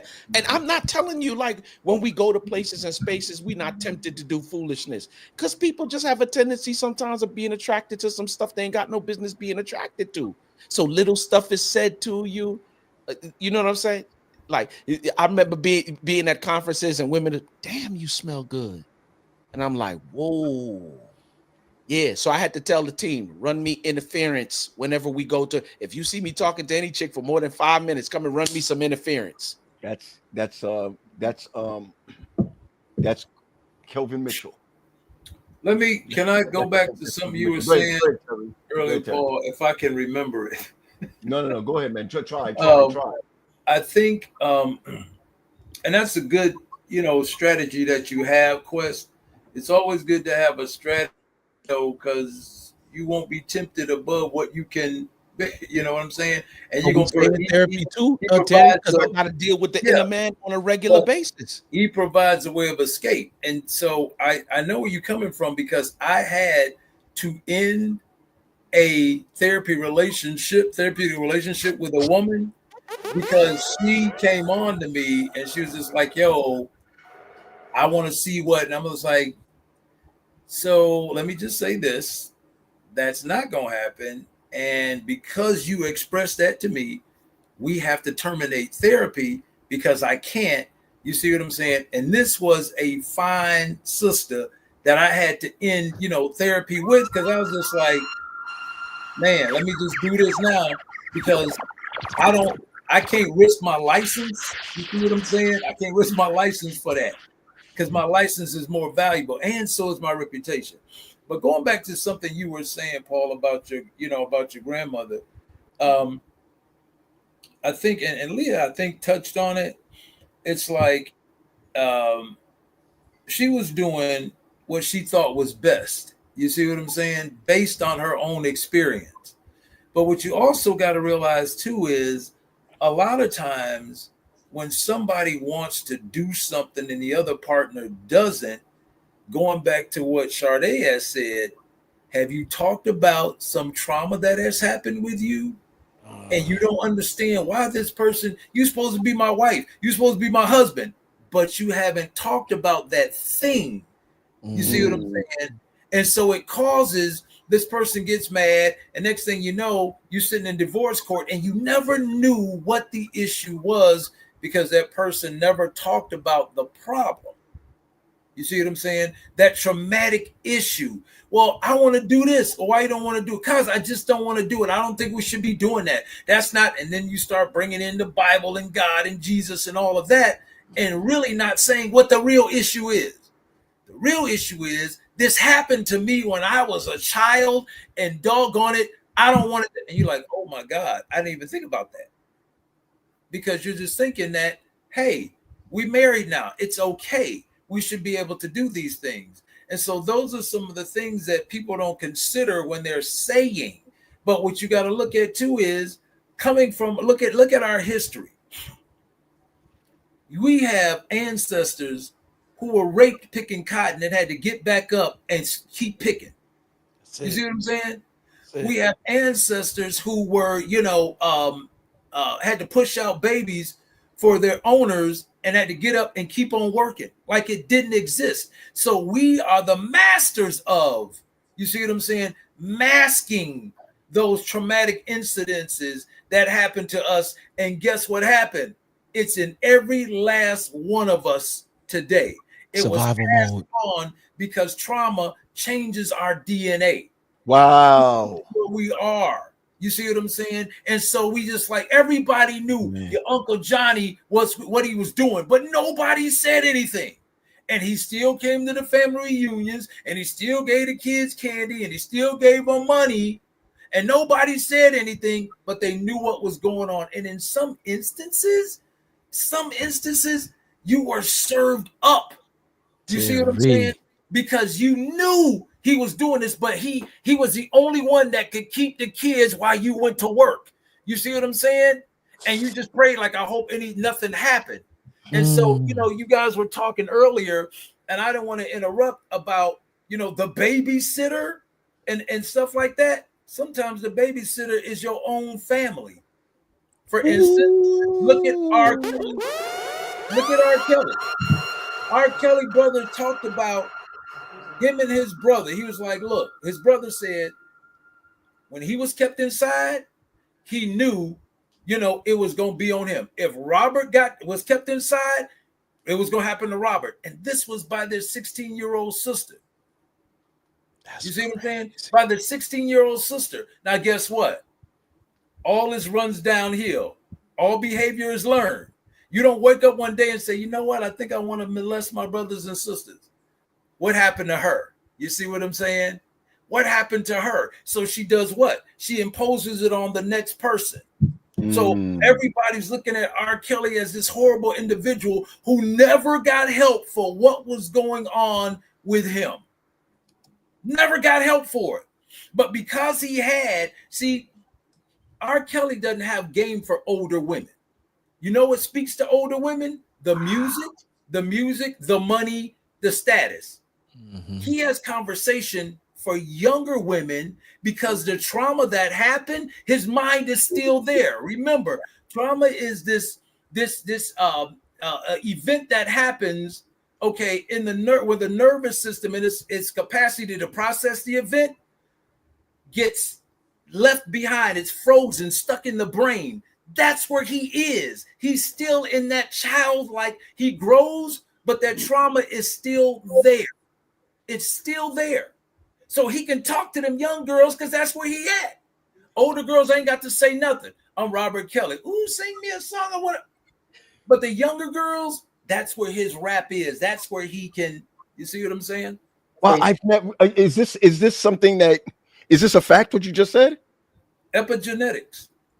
What are you talking about? About R. Kelly? Just said my man should be set free. No. But here's the thing.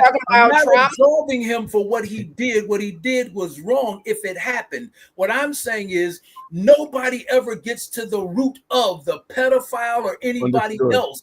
You don't wake up and just say, I want to start, messing with little boys and little girls. It's happened to them. I understand. It's happened to them. And what Terry is talking about is the developmental age. Got it. Right? Versus your chronological age. I got it. Maybe 45, 50 years of age, but your mind at the time that the traumatic event occurred, if it was 5, 6, 7, right? Then that's where you are developmentally until you learn how, right, to manage the traumatic event, grow yourself up.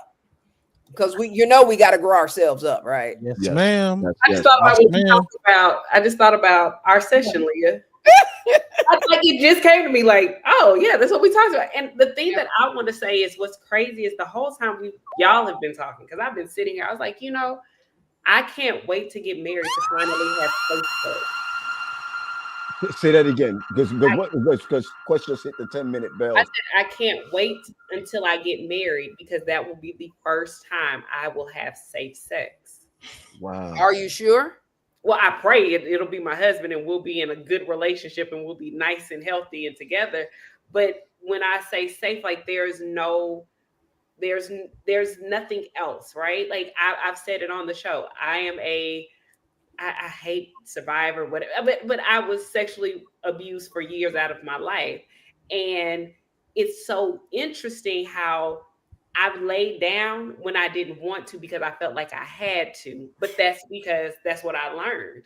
And what we don't talk about is when it happens has a greater impact because if it happens during those formative years, that's how you interpret life.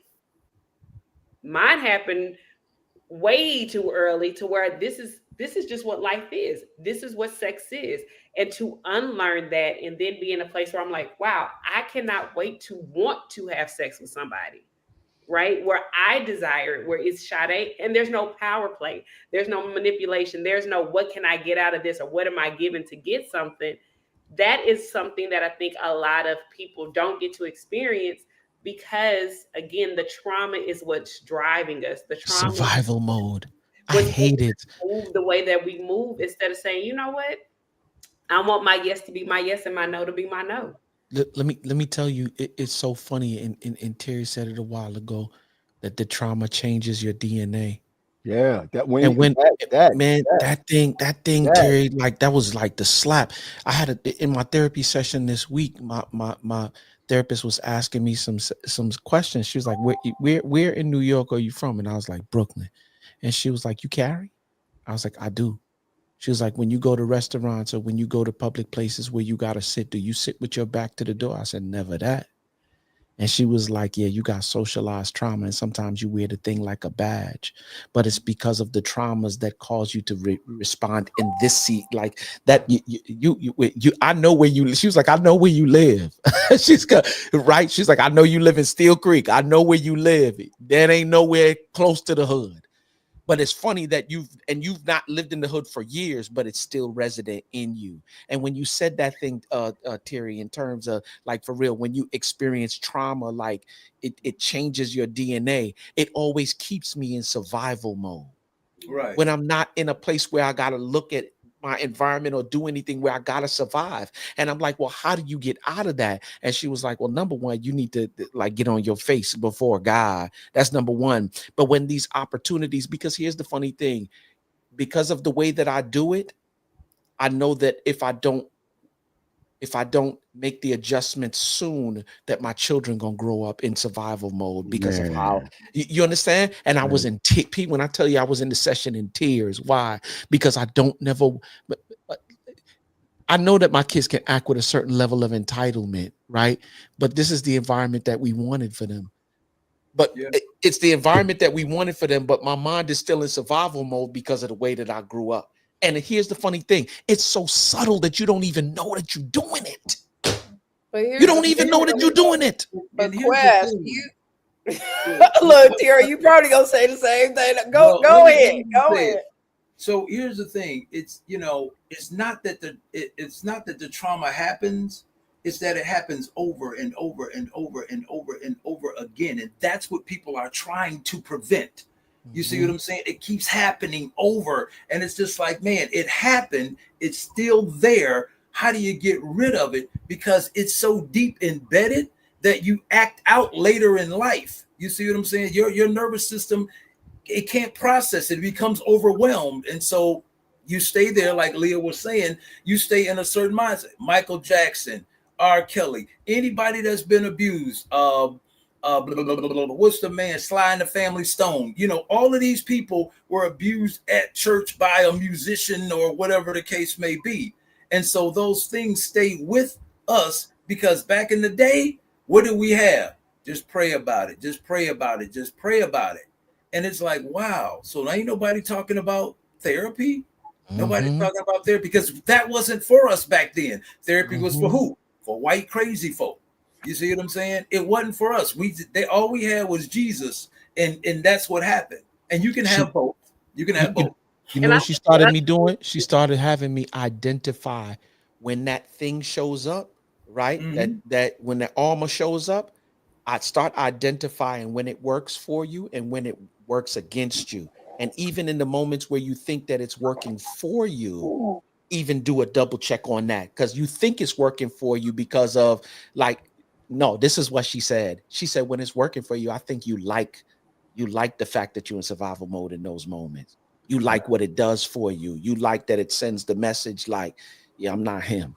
Like, you know what I'm saying? And she said that in those moments, does it really work for you in those moments as well? And I think another, there's chemicals that's emitted when you're right in this fight or flight phase, right? So that hardened exterior, that hood, whatever, that's fight nonstop, right? And so as you get that dumping of these feel-good chemicals that helps you to fight through life, and then you cut that off cold turkey, just like cutting off sex cold turkey and anything else, right? That you may be addicted to, because you can be addicted to anger.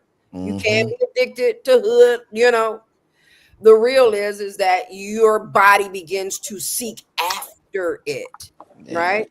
And you have to quench that somehow, some way. So if you don't replace it, you'll find yourself back to it. Can I jump in? I'm talking. Y'all been talking this whole time.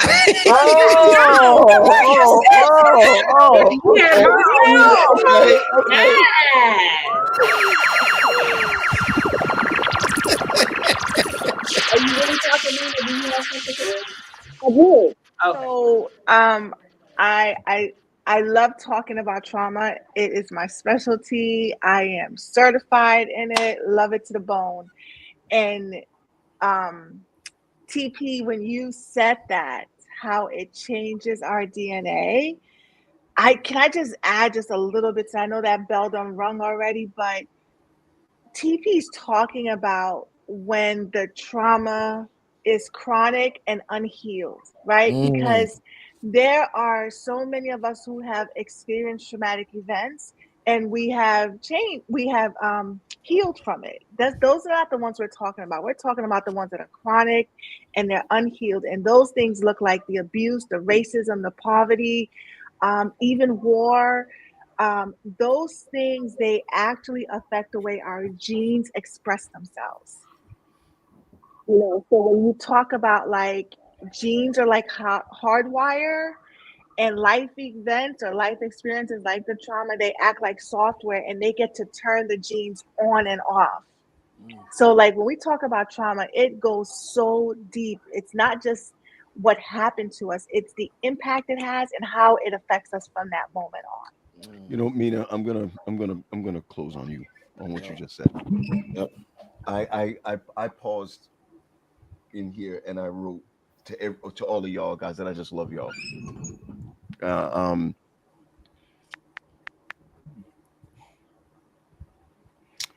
Yeah, you know, I hate y'all.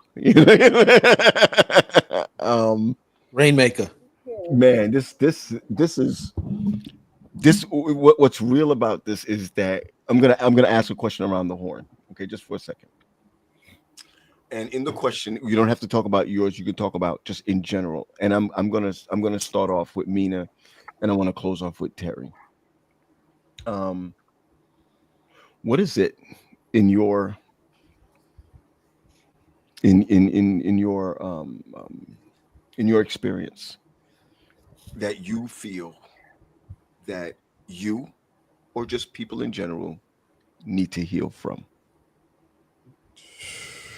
Okay, if you don't want to say yourself, that's fine, right? But even in your experience, people in general. Okay, and I'm going to start. All right, I'm going to start. I think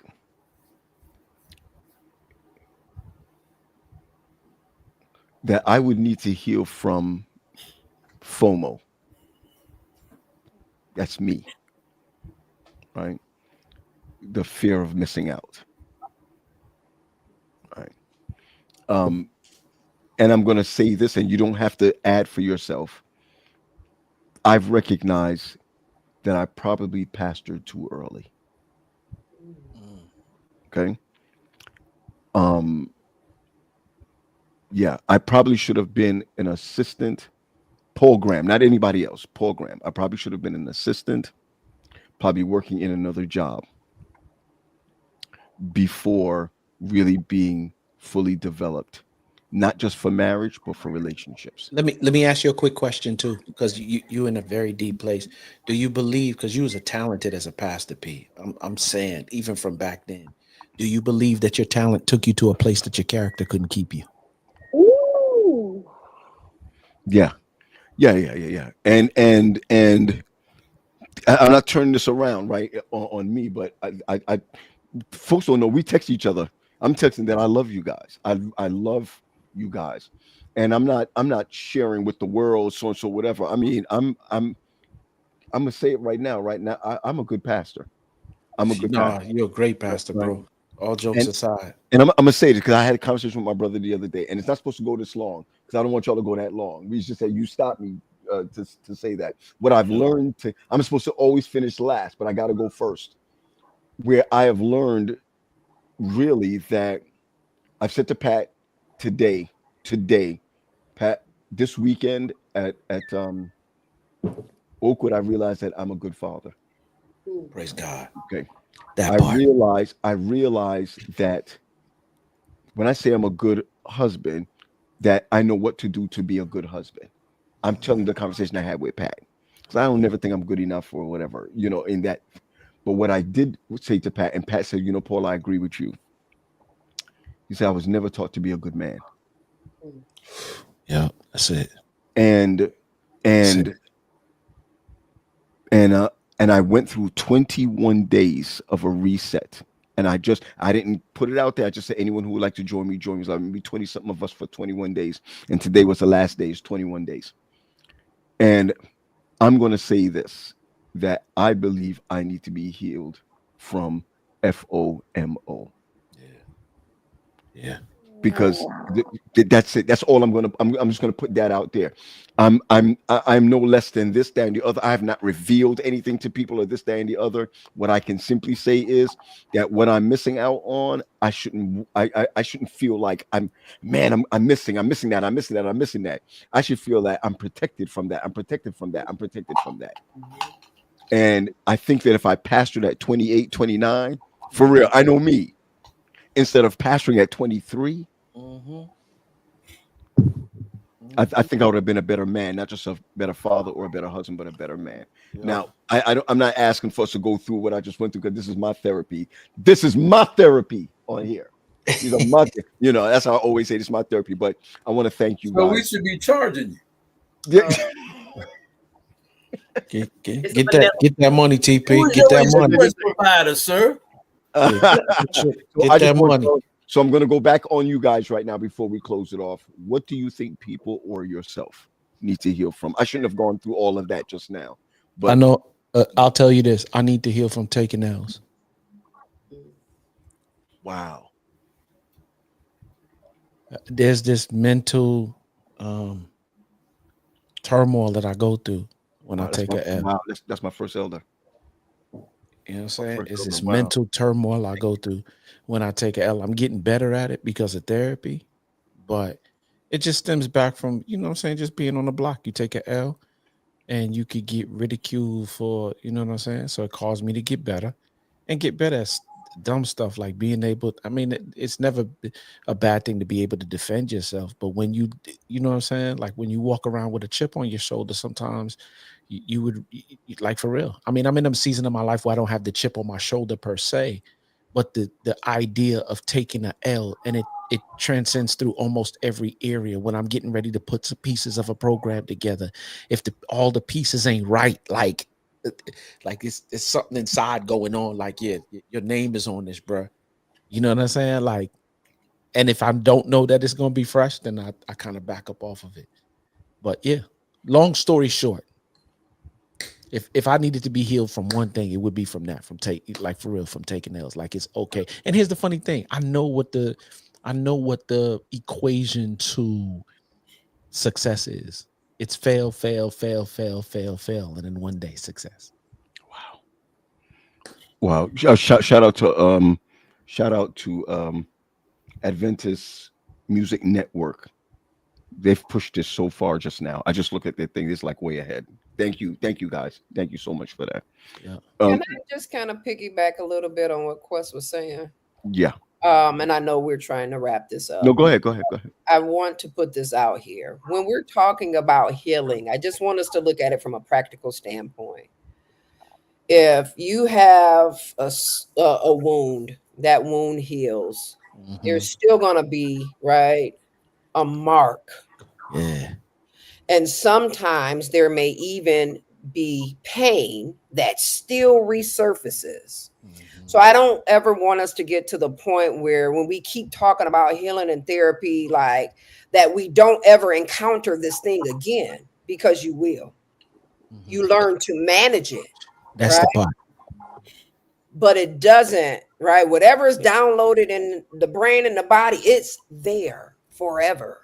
It ain't going nowhere. Wow. Learn how to manage that thing. I got you. Your reactions are different. Your reactions to those things when it comes around are different. Yeah. So you learn how to cope with it. You learn how the mental reframing, right? And as Terry has that brain up there, right? You can, do some other things, but the reality is when it's downloaded. Yeah. As Leah is saying, anything, the brain is like this huge, Excel file. Whatever, it's just going, everything you put in there is stored in there. So she's absolutely right, because I always tell people, if you got a broken bone, it'll heal, but it's not 100% like it was before. You see what I'm saying? So the trauma is always there. Now, if you've healed, you never heal at 100%. You can do better. You can do much better, but it's still there. So you look at it differently. You look at, okay, this is the way I'm going to move. I've learned, I've healed, I've done whatever, but it's still going to have an effect. The question is, what type of effect is it going to have on you? Yes, sir. I understand. You can fully engage again, or what I teach my clients is you can zero response. You see what I'm saying? I'm a zero response that. I'm not even giving that. This right here is I'm going to put this on the shelf. This is a tomorrow issue. I'm not going to deal with that right now. This is a tomorrow issue.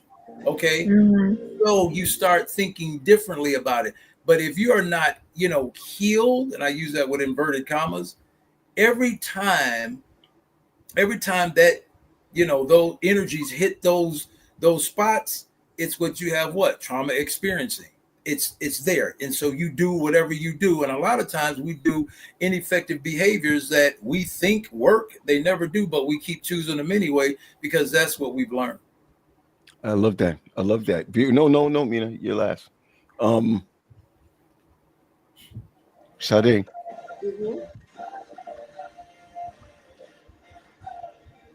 Oh, you just said my name. I thought you were going to ask a question again. Okay. As I was sitting here, I feel like I need to heal from my disappointment in God. Wow. Because that when it's triggered really big. So just knowing that, especially if I want a healthy relationship in the future, I have to get that relationship right first. Yep, that's it. Okay. Mina?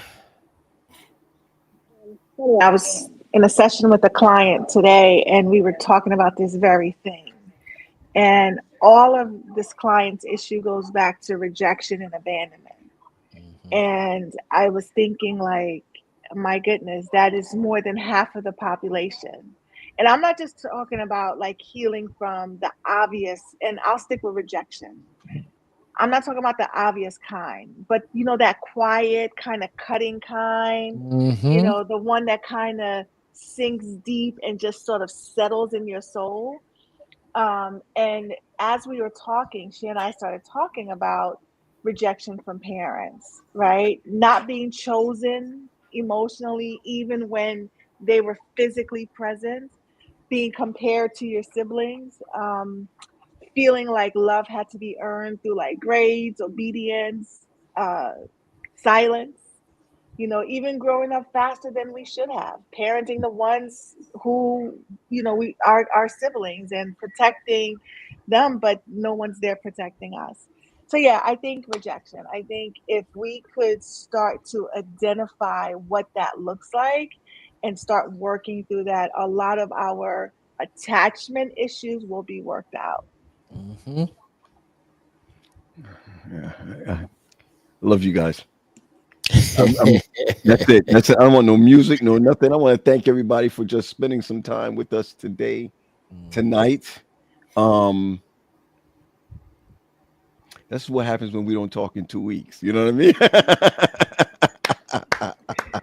Yeah, I was vexed, man, that I could not be a part of the. I was vexed, No, no, but no, I no. was like, Now you were throwing the words over. You were throwing the words over. So Leah, thank you so much. Thank you so much. I'm going to drop you off for a moment. I'm going to drop you off for a moment. You're going to drop yours. Wait for us. Wait for us. Um, Terry, just wait for us in the other room. Thank you, man. I'm gonna tell you again. Thank you. Thank you. Man, Welcome. thank you. Thank you. Mina, I just really think that all the statements that you were bringing to the table from wherever you were, thank you. I mean, it that whole thing concerning trauma and dealing with trauma and I think we don't know how traumatized we are until we sit with individuals that can help us open that up, especially through the spirit. Okay. I want to say, I want to thank you for sharing your story. You Yeah. know, you shared it on a platform that is, we don't even know where this thing goes, right? And Mhm. to share that, you know, I want to commend you for that because that's not an easy thing to share. It's like you jumped on it and jumped off it, but we heard you. Gotcha. So Gotcha. I want to say, I appreciate you for sharing that. Well, check y'all Mm. in the green That was room. Check in bold. the green room. It's bold. Okay. I'm too old to be bold. All right, good. All right, cool. Sade, Yes. you hurry up and get married. We tired of you. Let me say, I'm doing my part. Okay, okay, good. All right, good, good, good. Doing my And part. thank you for just sharing and helping others who may be in the same For situation. real, for real. I think that when you talk about healing and hey God, what you doing right now? And I think It- the thing is, we've been told that we can't like question God. We can't. And what I've learned is if I can't have hard conversations with anybody else, that's the one being I should be able to go to and say, "You hurt me." Right? God can handle me saying, "You hurt me. I feel abandoned by you." Mina was talking about rejection and those things, but how does that feel when you feel like that's coming from God? How Mm, like how do you sit and process rejection from God, abandonment from God? But it's the feeling, not necessarily the truth. And got being it. able to differentiate between the two of those takes a lot of work. I think that's important, Sade, because a Yeah. lot of people have learned how to do religion, but not relationship with God. And it's Wow. Wow. hard, especially Wow. if you've experienced, abuse, or if you've experienced just trauma in general. Sometimes you have to go back to that age and let that kid talk to God. Mhm. Yeah, just like what Terry was talking about, stuck in a certain Yeah. space. Let that kid talk to God. I Like got I you. need to go to God as a 6-year-old sometimes. Like, sir, Yeah, sir, sir. sir. But here's fun. What's funny too? I think sometimes you need to pray because sometimes you can't remember exactly when and where. I'm like, God, take me back to the place where all of this foolishness started, Foolishness started. And so I let can go and me make the there. repairs from there. But the other part of the prayer is let me see you there. Yeah, let me see you there Take too. you there, but let me see you. I need to see No where you doubt. were. No Because I doubt. don't feel you there. I don't, in my natural mind, I don't see you there. No doubt. But I need you to show me where you were. Yeah. And he'll do Mhm. it. I got He you. I got definitely you. Yeah. do it. Get out of here, Sade. Bye. Bye, girl. Yo. Yo. Um, Mm. I hope that when we hear this stuff, P, that it's not just stuff that we hear, but we like really spend some time thinking about it and making the adjustments. You know what I'm saying? Like all jokes aside, man, what people who know me know the pillars of the company is foundation, who you are as an individual, love, the love that you build with the person you do in relationship with, lifestyle, what you build or how you build life around that love, and lastly, legacy. And I Mhm. think I'm already in the season of legacy because I'm a grandfather now. my grandchild is here. There's no conversation, or you know what I'm saying. And my question is, what will that generation be if God should delay his coming and Roman gets old enough to where he gets into relationship? And like, what will me and Faith doing right now change the trajectory of marriages in my family, relationship in my family to come? Well, look, we out. That's all. Ain't no music, no nothing. We out. Share this with someone. Please share this with someone. You'll be seeing us. You'll be hearing from us. We have some announcements that we'd like to make coming down the pike of us not being all over the place. We're going to be on one spot, YouTube. And today, I just really want to just simply say thank you for allowing us to have this unscripted conversation. Be blessed, everyone. Be blessed. 3, 2, 1. Love for my love.